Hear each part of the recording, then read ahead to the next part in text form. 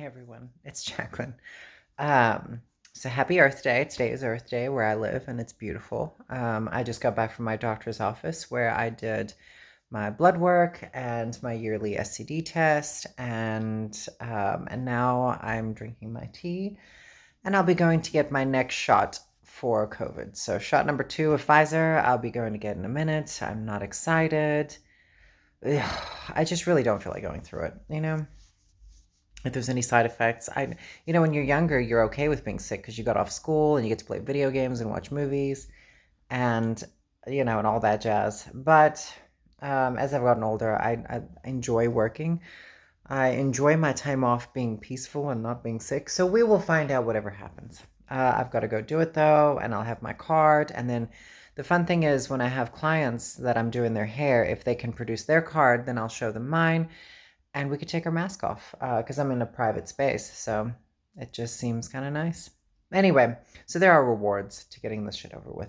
I will not be getting any more shots after the second shot because, Pfizer and Moderna and all these places, they've already privatized the shots. So they're going to be making a shit ton of money off of it in the years to come. I think Pfizer alone made like $3 billion just off of government funding just for this one, because that's why we don't pay for it. But in the future, they're going to talk about getting boosters once a year. Basically, it's like another flu shot. Anyway, I won't be doing those. We're going to get these two and get it out the way because I'm just tired of dealing with the whole thing.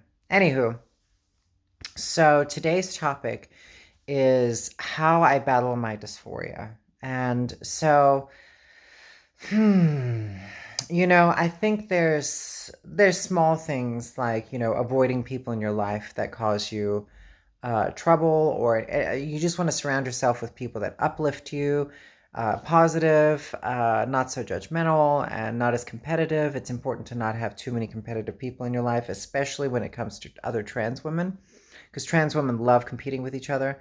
So those are just simple things that you can avoid. But my number one thing that I do to battle my dysphoria is the gym. Of course, hormones. I mean, I couldn't go on if I didn't have my hormone therapy. But so that's baseline. Baseline hormone therapy, which you don't mess with, and you constantly go and get your blood work checked, and you make sure your levels are all where they should be for yourself and how you feel personally. Anyway, but as far as the gym goes, I work out. I'm currently, and when I'm my happiest in my life is when I'm going 5 to 6 days a week. I'm currently sitting at between 5 and 6 days. Like sometimes I'm just exhausted after work and I'm like, okay, you're going to take another day off. But most of the time I end up making up for it afterward. So, anyway, so I sit about 6 days a week. Now, so, of course, for a lot of trans people, we tend to be, there's multiple facets to exercise and gym because it's all about your physical body. And I believe that hormones can only do so much.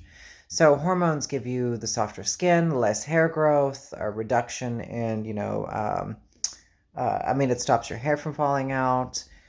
There's all the basic benefits that happen with estrogen and testosterone blocker that are vital to trans women.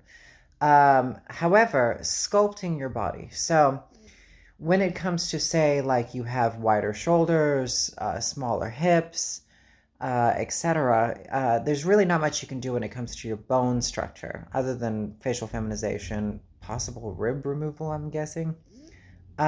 So for me, my exercise is vital because it is sculpting my body. Now, a lot of trans women are afraid because they have a lot of muscle mass and they're afraid they're going to, when they first start, especially, that they're going to bulk up and they're going to look manly or so on and so forth. And this just isn't the case. So when you are on estrogen, your testosterone is no longer there. So, or at least you should be on testosterone blocker. When you're on estrogen, it literally melts your muscle. It can take years and a lot of time to melt it away, depending on how much you have or how high your testosterone is. Your testosterone should be pretty low. I like to keep mine at about 150, which is what cis people technically keep their testosterone around about. Um, and that keeps me in a sustained range where I can still build muscle, but it's not going to bulk. And I work out a lot and I lift a lot of weight.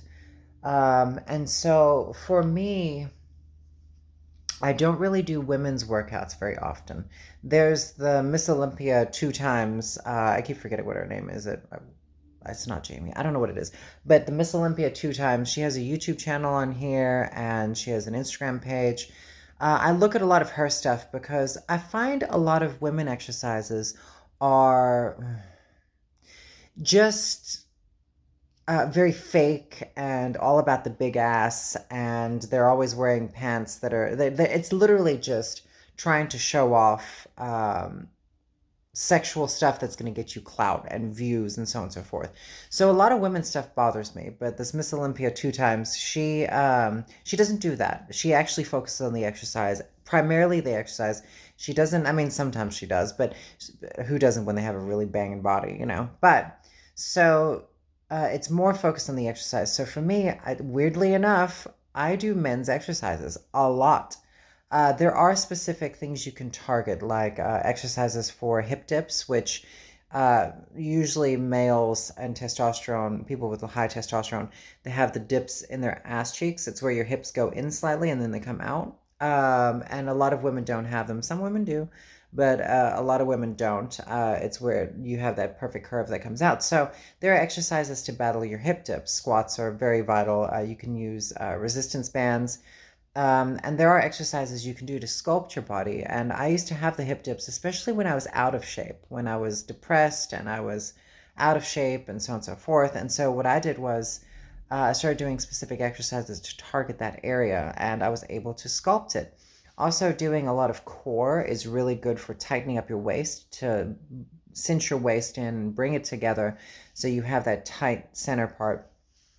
And arm exercises. A lot of people are afraid of arm exercises. I do heavy arm exercises. I'm not gonna lie, I do retain a lot of muscle in my arms and my shoulders. I can, I still do them though. It doesn't scare me. There will be a point where I will stop because I gain muscle in those areas pretty intensely. I mean, like my arms, well, that it doesn't even look that bad on screen. It's kind of funny.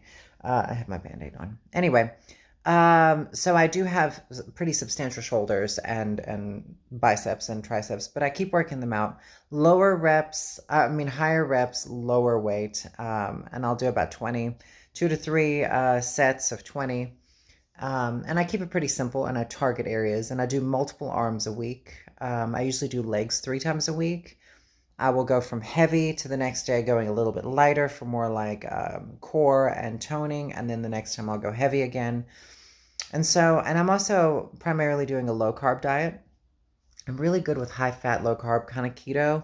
I do break it actually, and it seems like I break it a little bit more often lately, and I actually do really well with even just breaking it a little bit. So, anyway, so as far as dysphoria goes, you know, when we go into the gym as trans women, a lot of women are insecure because you want to walk in and you want to look good. You want to pass, you want to walk in with your tight pants and your tight shirt and you want to waltz on in and blend right in. And a lot of times the more you think about it, the less you're going to blend in. So I usually, when I roll to the gym, I swear I never buy gym clothes. I used to buy them all the time, but for the most part, I wear kind of the same thing. In the summer, I wear shorts and a tank top. In the winter, I wear sweatpants and a tank top. And that's pretty much it. And I do like to wear the sweatpants a lot. So, you know, people always worry, well, what about tucking and so on and so forth with the tight pants? I usually say don't even wear like the extra tight pants. Like yoga pants are stupid. I mean, they're fine, but for trans people, it's just going to make you uncomfortable and insecure. So I usually say if you're going to wear them, you can wear those body formers, the body shaper underneath, which can usually help you tuck. And which I will do usually in the wintertime if I'm wearing tighter pants. But to be honest, I just kind of wear sweatpants with tighter underwear and it's no big deal. And then once you get into shape and you've been at your gym for a while, kind of becomes your little playground. So, and then people recognize you, and if you're committed to the working out and exercising, people learn to respect you when you're there. So I believe, and especially as trans women with hormones that we take with the chance of blood clots and so on and so forth, it is incredibly vital to work out at the gym or just every day at least, 6 days a week. Even on your days off, have like what is it, a active day off where you ride a bike or go for a long walk. These are things that keep your body in shape. It keeps you in tune with your body. Stretching is vital. I just believe that because I was told when I was younger, when I didn't have hips or anything, oh, just get yourself some macaroni and cheese and sit on the couch and take estrogen and progesterone and you're going to be fine. And oh, that's a military helicopter. Anyway, and that's what people used to say. Oh, if you really want to get that, that fat ass and so on and so forth. It never worked. There's two things that don't work. Gaining weight just by eating and taking estrogen and so on and so forth. You're going to gain weight still in your stomach. You're going to get in your arms. You still want to exercise. And then, what was the other thing? Of course, eating healthy, whole foods, no sugar. I eat no sugar at all. I do stevia, but that's all I do. And I don't do any carbs other than rice once in a while and vegetable carbs, but that's pretty much it. It made me tired just thinking about it because I haven't had pizza in so long. Um, and then what else is there? Yeah, there was the two things like told that when I was younger that you have to sit around and eat to gain the weight. It just wasn't the case. The other thing that is not a vital part of being healthy fitness is just strict dieting. And when I mean dieting, just caloric deficit and trying to be thin. Chasing being thin is the worst thing you could do to your body because it is unhealthy for one. Two, it never actually looks good. That's what's weird. It's like your body when you're so lean and you're not exercising and not shaping, you just look. It's like I mean, people used to call it skinny fat, but it's like just bone and then fat. You don't want that. As a trans person, you want to shape your body, you want to sculpt your body to where you want it and where you feel comfortable with it. And you can do all of that with muscles and protein and your diet. Even vegans, I mean, there's a lot of vegan stuff with lentils and plant-based protein and stuff like that you can gain a lot of weight. You just have to be careful because I know a lot of vegans that go B12 deficient. I was vegan for 3 years and I became B12 deficient. And then I ate meat accidentally one time, and it was actually chicken soup. And I ate it one time, supposed to be vegetable, and it was delicious. And I just kind of never went back to being vegan again. Anyway, so this is like my little advice. I highly recommend exercising. There's two people I follow a lot on Instagram. Fraser Wilson Fit, that's his name, Fraser Wilson Fit, on YouTube, and he's on Instagram, on IG. And he has wonderful abdominal exercises. He does a lot of really great core exercises. The rest of the body's very good as well. He does good leg exercises, but as far as like my main thing that I get from him, it's core. His ab stuff is amazing. So keeping lean and keeping your waist tight. The other one is JoeAndrews. Smoking hot. Anyway, JoeAndrews on Instagram. I mean, it's like he kind of comes off as a bit of a douchebag. I'm not gonna lie. I don't listen to what he talks about or anything like that, but his fitness exercises and underneath the description of both of these people, Fraser Wilson Fit and JoeAndrews, they have how many reps you do underneath. Now, it all boils down to the weight. And as trans people, just go with a lower weight. Go with trans women, particularly. I mean, trans men, y'all are on testosterone, so you turn into beasts within a very short time period. But for trans women, lower weight, higher reps. Even if you're holding a lot of weight in your body and you have muscle from recently transitioning, just do lighter weights, higher reps, and you will lean out your body and tone down. It's better to have someone asked me because I was afraid of having bigger arms at one point. They're like, do you want them to be fat or do you want them to be muscle? And I was like, well, I want them to be muscle. And she was like, then go fucking work out. And I was like, that is so true. Because like dieting just never worked because in my genetics, I would hold fat in my arms, just like a lot of women do. So exercising, my arms lean down and they look so much better. Anyway, this is my little tips and advice. So eating whole foods, as little processed food as possible. Don't really eat out. Eating out is a bad choice. Once in a while you can, but learning how to cook is vital. I do a lot of cauliflower rice, steamed vegetables, ground turkey. Anyway, so eating whole foods, exercising, plus your hormones work better and your body it will just click like that. Also, exercising is commitment. For us trans people, it's important because we need to stay healthy and live a long time, just like everyone else. Anyway, I hope everyone's doing great, and I hope this advice helps y'all out. I hope y'all have a wonderful day, and happy Earth Day. Bye.